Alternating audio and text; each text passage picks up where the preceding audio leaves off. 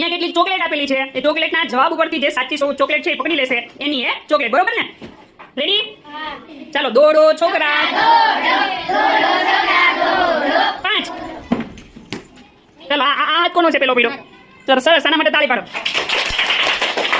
ચાલો દોડો છોકરા દોડો. 9.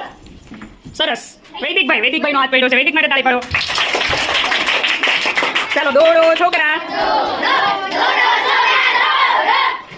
છોકરા દો. 7 માં વૈદિકભાઈ જીતા છે, સરસ, તાળી પાડો એના માટે જોરદાર. ચાલો આગળ દોડો.